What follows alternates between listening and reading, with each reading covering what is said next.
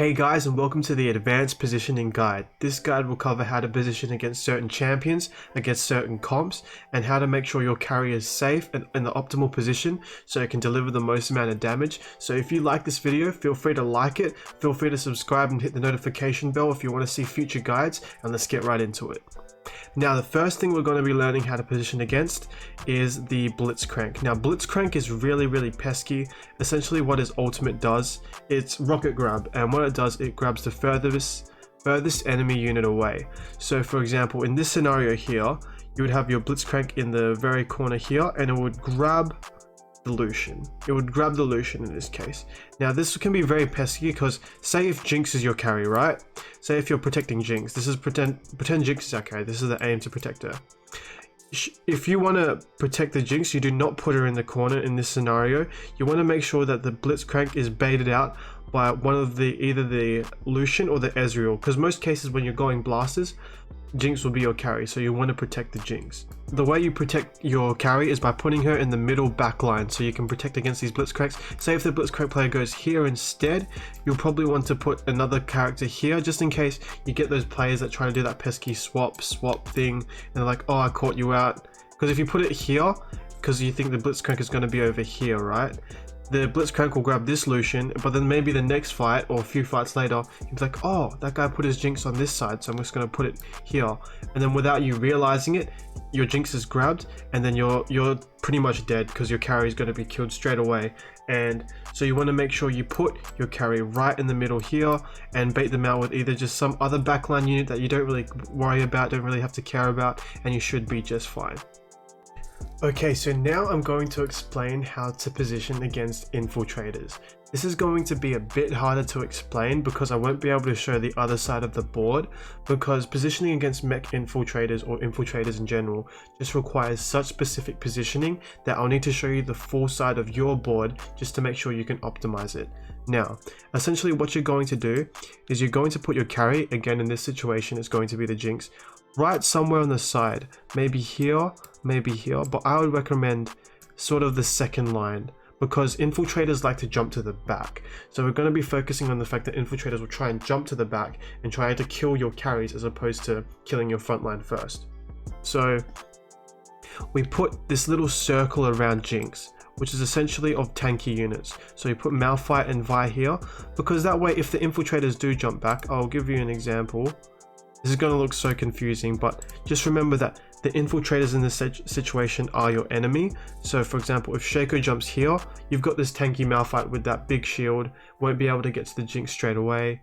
Maybe you have like a Kai'Sa here, tries to ult here, or maybe you can use some other units as baits. That's what I was putting the Ezreal and Lucian here for, so the Kai'Sa just attacks these instead.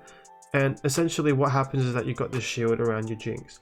And you also need probably one unit in the front line as well. Like I couldn't illustrate this very well. Hang on, sorry, give me a second. Clear all filters. So essentially you'd want maybe a Cho'Gath here or some other tanky unit here that protects from the front line. I just have to say this, positioning against Infiltrators requires such specific positioning that you could probably only do it in the late game, as when you're versing 8 other teams, not all of them are going to be going Infiltrators, so make sure you only know this for the late game. But besides that, you should probably use standard positioning where you put your carry in the middle as such, and then have like a normal front line. Just take out these Infiltrator units for now, and then just have one bait unit on the left, one bait unit on the right. This is how you should position normally. This is what I would recommend against majority of situations, so just stick to this. Okay, so for the third part of this guide, we are going to learn how to position against Manna Reapers. This is often forgotten about as not many people run Manna Reapers, but it is still relevant because you can sometimes see it in cybernetics. That's why I have the Thresh and the Irelia here to demonstrate this. And essentially what Manna Reapers do is they increase the cost of the next spell of the unit they're attacking by 40%. And how you position against this is that you put the units with no ultis or very minimal useless ultis in front of them. Now in this situation I have put Malphite in front of the Irelia, as Malphite has no spell cost because he doesn't cast spells, and then I've put the Blitzcrank in front of the Thresh. Why? Because Blitzcrank probably has the most useless ultimate out of these 4 frontline units. Cho'Gath has an AoE stun, which is amazing, and then Vi has a stun that sort of goes across the map and targets the furthest target away, which can sometimes be the carry. So the reason why I put Blitzcrank because of the useless ulti, and then Malphite because he has no ulti. Now for the next part of this positioning guide, I'm going to show you how to position against Zephyr. Now Zephyr is a unit that banishes an enemy unit for 5 seconds, and how this banish mechanic works is essentially you have to imagine the board flipped 180 degrees, and that is the unit that's going to be Zephyred. Now I see people get confused with this a lot of the time, so a lot of people think that if Lux is here and Jinx is here, Jinx is the unit that's going to get Zephyred. This is not the case.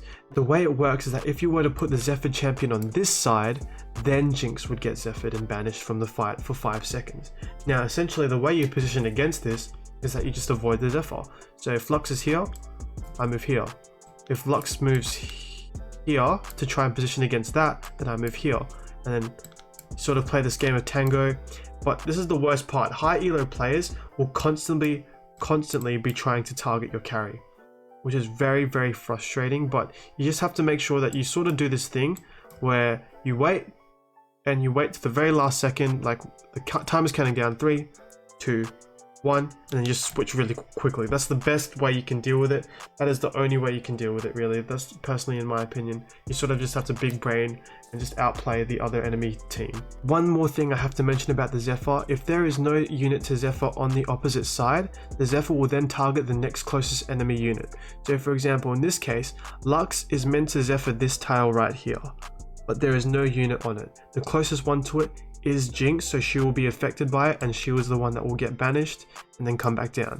Just a quick note, if there is an empty Zephyr space and there are 2 enemy units equal distance, then there's a 50-50 on who gets banished.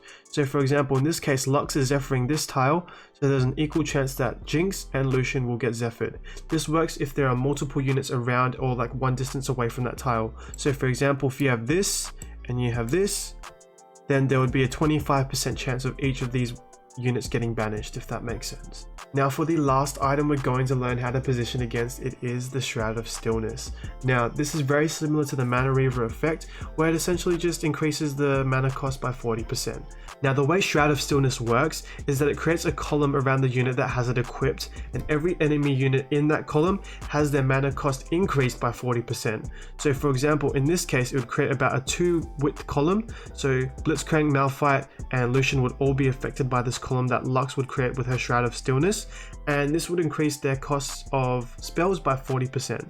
So the way you counter this is by usually moving the units out of the way as such, or you can put units in that have spells that don't really matter or don't really affect the flow of the game too much. So if you put Malphite here, Malphite doesn't have a spell, Blitzcrank usually just want to get that early pull at the start, and Lucian just has that sort of dash which only gives you like a bit of extra damage but nothing significant. Now these ultis here are like Cho'Gath's AoE, Vi's stun to the corner, or Ezreal's increasing the mana costs of enemy units that get hit by his skill shot is really important and can really affect the flow of the game. So don't put Shroud of Stillness units in front of that. Again, all the units on the left hand side of the field have such good ultimates that I would want to avoid that Shroud of Stillness, so I positioned them here. Now, if Lux were to move here, then I would sort of just flip my positioning right now. So I'd put Cho'Gath here, Vi here, and then Ezreal here. So now I've sort of flipped that, so now the ultimates can still go off and the mana cost is not affected. That is it for the guide, guys. Thank you so much for making it to the end. If you liked it, feel free to hit the thumbs up button, and if you want future notifications of my future videos, make sure to hit the bell and subscribe. Cheers, and I'll see you in the next video.